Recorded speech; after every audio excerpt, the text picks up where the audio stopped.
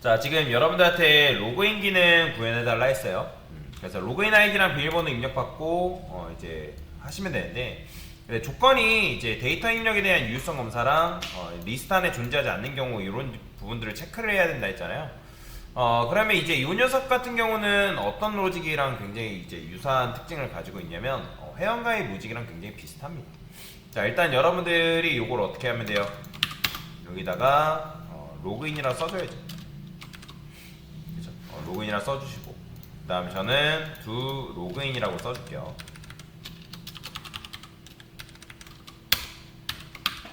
자, 그 다음에 이제 여기 있죠. 회원가입 로직 중에 요거 그대로 그냥 복사해서 가져올게요.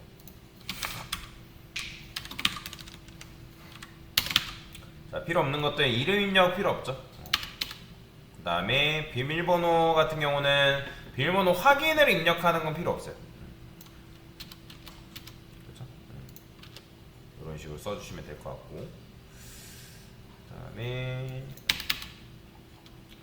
그 다음에 로그인 아이디는 이제 입력을 해줘야 되고, 자, 여기서 이제 얘는 이제 로그인이란 말, 로그인. 자, 로그인 아이디 입력받는 거 똑같죠. 근데 여기서 이제 여기 보면 이미 우리가 find by 유저네임을 구현해놨단 말이에요. 그러면 이제 요 같은 경우는 왜 필요한 거예요? 내가 입력한 유저네임이, 내가 입력한 로그인 아이디가 해당 리스트 안에 존재하는지 확인을 해야 될 거 아니에요. 근데 나 같은 경우, 그러니까 제가 입력을 했는데 없다. 그러면 그 아이디는 현재 리스트 안에 존재하지 않기 때문에 회원가입을 아직 안 한 상태인 거잖아요. 그죠? 그렇기 때문에 여러분들이 로그인 아이디가 일치하지 않는 거죠. 그래서 여기서는 이게 만약에 반대예요, 회원가입이랑. 그래서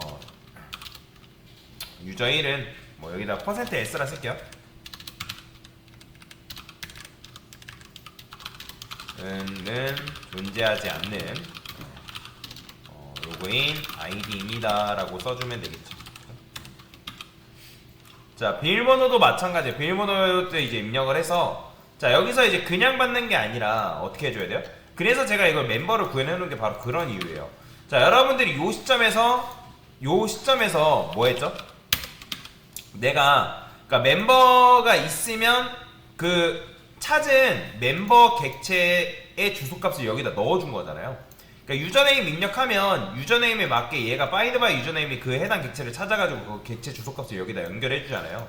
그죠? 자, 그렇게 되면 여기서 만약에 멤버에서 뭘 찾는 거예요? get password, 요걸 찾는 거예요. 가져와서 equals 내가 입력한 패스워드랑 일치하냐. 자, 이것도 마찬가지. 이게 false다 그럼 일치하지 않는 거잖아요. 근데 이거를 어떻게 바꿀 수 있다? 이런 식으로 느낌표에서 붙여주면 되겠죠. 그래서 여기서는 비밀번호를 일치하지 않는다.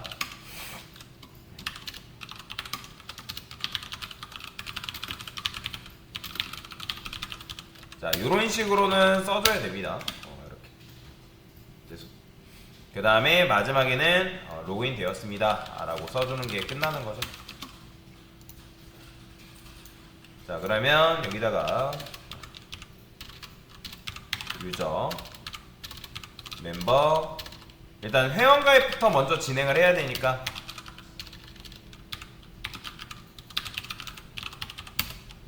자, 여기다가 유저 1승입니다 1, 2, 3, 4 썼어요. 자, 그 다음에, 자, 그러면 유저 1님 회원가입 되었습니다 나오죠. 자, 그러면 이 상태에서 이제 뭐 하면 되는 거예요? 로그인 해주면 되겠죠. 자, 로그인 아이디 제가 유저 2라 입력해볼게요. 자, 보이죠? 유저 3 이런 식으로 존재하지 않는다. 그 다음에 여기다 유저 1을 정확하게 입력을 하면 비밀번호 입력하게끔 넘어가는 거죠. 그 다음에 비밀번호 1, 2, 3, 4라고 썼는데 자, 1, 2, 3, 4라 쓰면 로그인 되는 거잖아요. 근데 지금 이제 중복 로그인 되는 거는 나중에 막을 거거든요.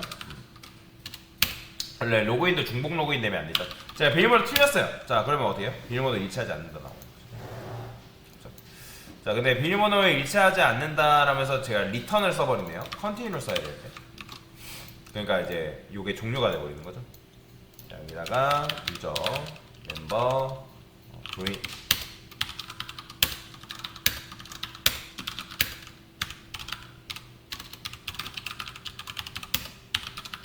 일 입력하고 비밀번호 틀리면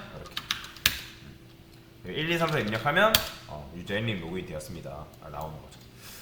자, 근데 이제 여기서 이제 뭔가 좀 밋밋한 것 같아요.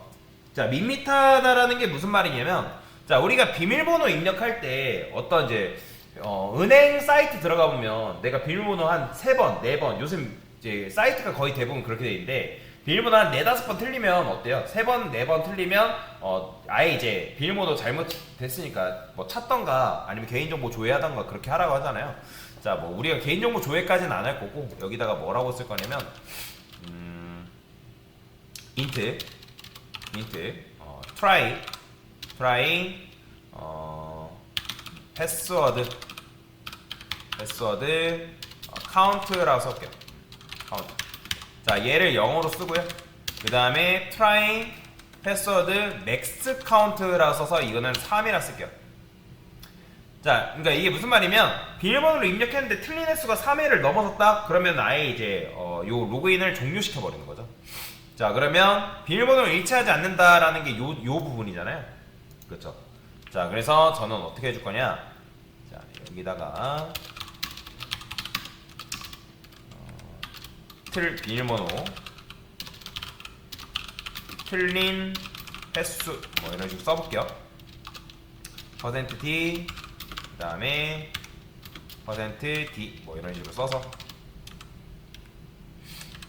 그 다음에 여기다가는 뭐 하면 돼요? try password count try 그 다음에 try password max count 뭐 이런 식으로 써주면 되겠죠. 자, 그러면 이제 여기서 비밀번호가 일치하지 않습니다 라는 요 시점에서 뭐 하면 되는 거예요? 요 값을 1씩 증가시켜주면 되는 거잖아요.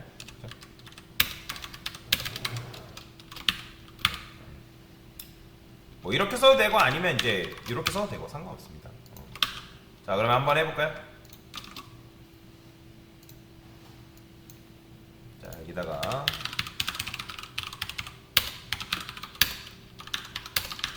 테스트 데이터가 없어서 매번 이렇게 해야 되는 건 좀 나중에 테스트 데이터 도입할 거니까 걱정 안 해도 되고요. 자, 그럼 유저 1 입력해볼게요. 자, 그럼 비밀번호 2 계속 틀린 횟수 나오죠? 그죠? 333 나오죠? 그죠? 근데 지금 같은 경우는 이렇게 하면 이제 넘어섰잖아요. 자, 그래서 여기서 이제 뭐 하면 되는 거예요? 요 비밀번호 일치하지 않습니다. 얘가 컨티뉴 하면 비밀번호 입력하는 요 맨 위로 올라간단 말이에요. 그러면 여기서 이렇게 쓰는 거예요. 만약에 try password count가 try max count보다 이제 넘어섰다. 그러니까 넘어서면 안 되고 여기서 이제 같아. 딱 3회까지니까. 아니면 뭐 이렇게 써도 되고요. 자, 그냥 이렇게 쓸게요. 자, 그러면 여기다가 비밀번호를 비밀번호 입력 횟수를 비밀번호를 다시 확인 후 입력해주세요 라고 써는 거예요. 그리고 여기선 컨티뉴가 아니라 리턴해서 아예 함수를 종료를 시킬게요. 자, 이런 식으로 코드를 작성해주면 되겠죠. 자, 그러면 여기다가 유저 멤버 조인 자, 그 다음에 로그인 해볼게요. 자, 비밀번호를 계속 틀릴 거예요. 1111 자, 그쵸, 틀린 횟수 나오죠? 112 또 틀렸고요. 자, 그러면 비밀번호 다시 확인 후 입력해주세요 라고 해서 그러니까 이런 식으로 여러분들 처리를 할 수가 있다. 그러니까 나중에 여러분들이 실제 사이트 만들 때도 이런 형태로 만들어주면 조금 더 정교하게 로그인 처리를 할 수가 있다 라고 보시면 될 것 같습니다. 자, 근데 뭐 지금 같은 경우는 중복 로그인 되고 뭐 한데 뭐 그거는 뭐 나중에 하기로 하고요. 자, 그래서 이런 식으로 로그인 기능을 구현할 수 있다라고 보시면 될 것 같습니다.